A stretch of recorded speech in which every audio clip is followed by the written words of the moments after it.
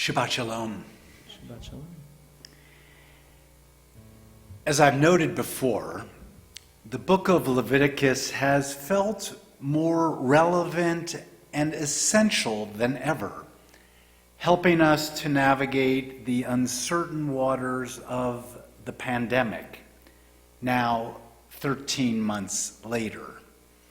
This week's double Torah portion, Tazria Metzora, consumed with skin disease and houses infected with a mysterious mold, is typically considered the short straw for B'nai Mitzvah students to draw. Yet, our bat mitzvah, Eliza Meltzer, will unflinchingly and with a little bit of humor make it as timely and relevant as ever when she delivers her Devar Torah tomorrow morning on our Bima. Eliza, I am grateful to you for doing the heavy lifting this week, and I'm surely not going to take any wind out of your sails. This is a perfect time for me to share this week's Haftarot.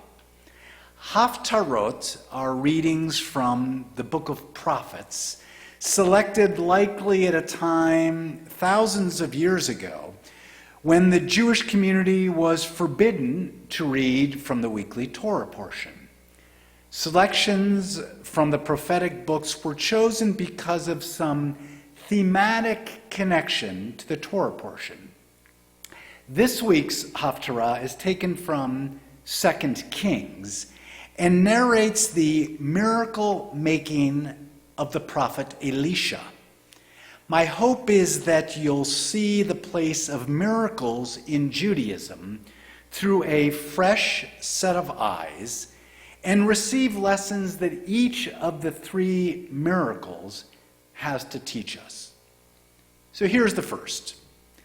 A man came from Baal Shalisha, and he brought the man of God some bread of the first reaping, 20 loaves of barley bread, and some fresh grain in his sack. And Elisha said, "Give it to the people and let them eat." His attendant replied, "How can I set this before 100 men?" But Elisha said, "Give it to the people and let them eat, for thus said the Lord, they shall eat and have some left over." So he set it before them, and when they had eaten, they had some left over, as the Lord had said.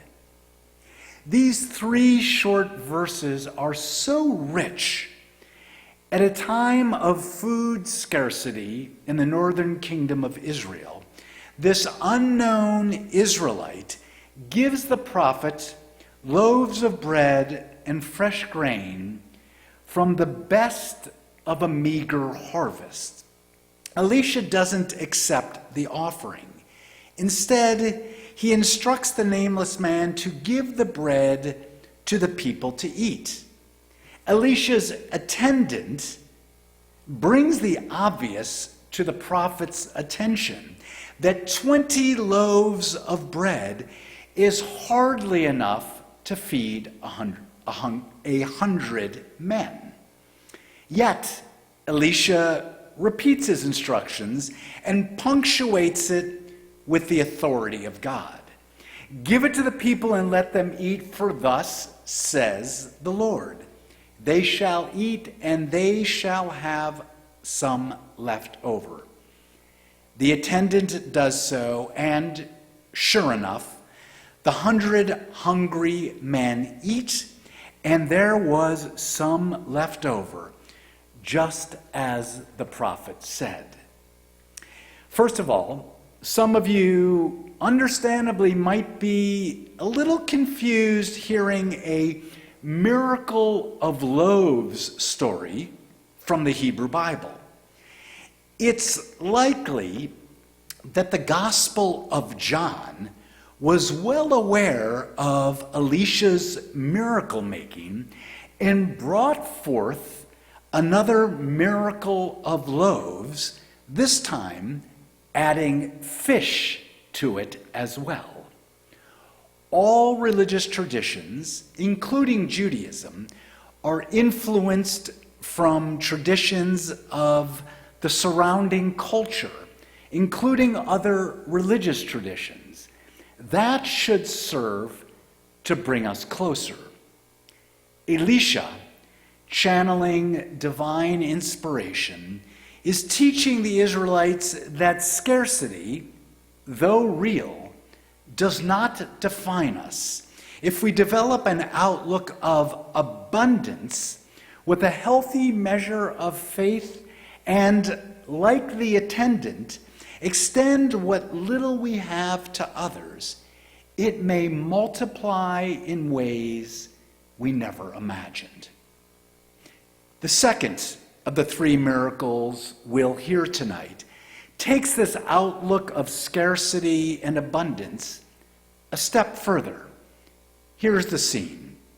A certain woman, the wife of one of the disciples of the prophets, cried out to Elisha, "Your servant, my husband, is dead, and you know how your servant revered the Lord. And now a creditor is coming to seize my 2 children as slaves." Elisha said to her, "What can I do for you? Tell me, what have you in your house?" And she replied, "Your maidservant has nothing at all in the house, except a jug of oil. Go," he said, "and borrow vessels outside from all your neighbors, empty vessels, as many as you can. Then go in and shut the door behind you and your children." They kept bringing vessels to her, and she kept pouring. When the vessels were full, she said to her son, "Bring me another vessel." He answered her, "There are no more vessels," and the oil stopped. She came and told the man of God, and he said, "Go and sell the oil and pay your debt, and you and your children can live on the rest." Consider the main character in this miracle story. The text introduces us to a certain woman, a widow, whose husband has left her in debt, with the creditor ready to seize her 2 children as slaves. This seemingly powerless woman does not wallow in her own pity. Her first action is to cry out for help. No different than the Israelites enslaved for 400 years, their first step towards liberation came only after their cry out for help. Biblical miracles are activated by human beings. The unnamed woman calls out to Elisha for help. What Elisha does, or I should say doesn't do, is the most extraordinary part of this miracle story.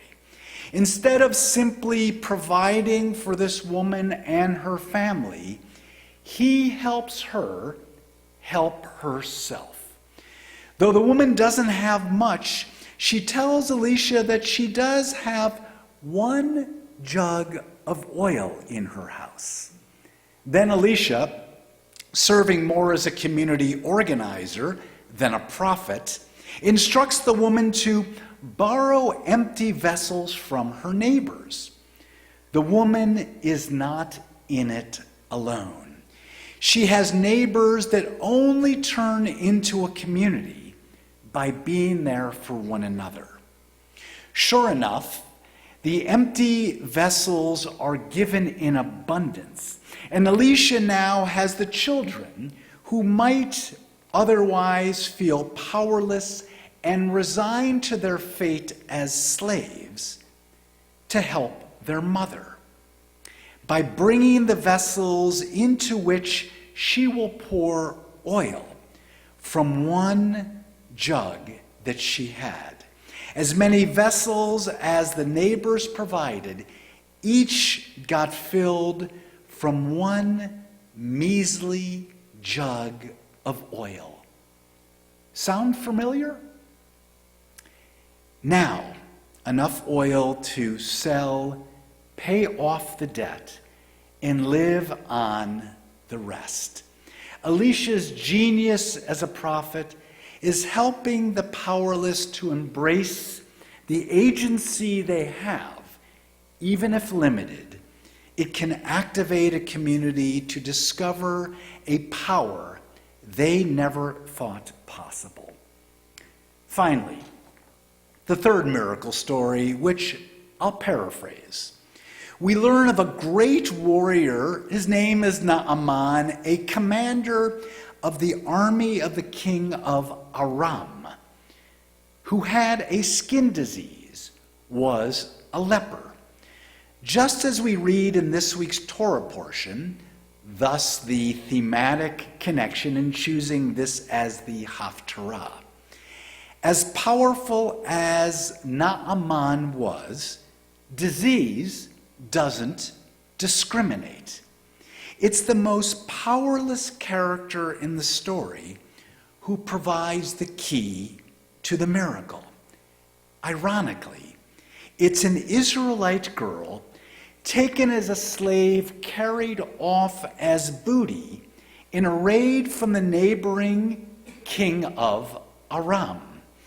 The girl was given as a slave to serve Naaman's wife. The Israelite girl, hearing of the commander's disease, recommends to her mistress that her husband could be cured by the Israelite prophet Elisha. Powerless, taken as a slave, this Israelite girl demonstrates compassion that doesn't recognize borders, doesn't even recognize the conqueror who made her a slave. She rises above everyone for the welfare of another human being who needs help. From the slave girl triggering what it would take for Elisha to intervene, the Israelite prophet himself rises above the fear that seized the Israelite king, distrustful to help their enemy, the neighboring Arameans. Elisha directs the non-Israelite commander Naaman to rid himself of his disease by something available to him all along, a simple immersion of 7 times in the Jordan River. Elisha, after healing the Aramean commander, does not insist on Naaman's loyalty to the Israelite people or their God. Elisha simply parts with the commander by saying, Lech l'shalom, go in peace. Ritual and sacrifice in the book of Leviticus were always intended to influence the best of human behavior, to cultivate a culture that obligates us to behave as decent, loving human beings to one another and to the world around us. And the prophets reinforce this.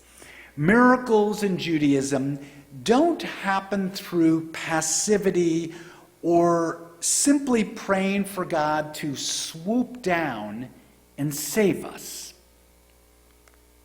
Miracles are what we can achieve as God's partners on earth by exercising our own agency in the world, often through the most vulnerable amongst us, those who otherwise feel powerless.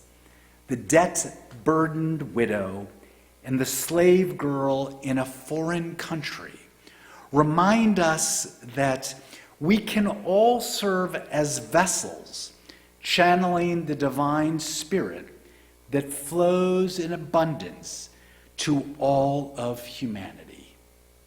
Lech b'shalom, may we all go in peace. Shabbat shalom.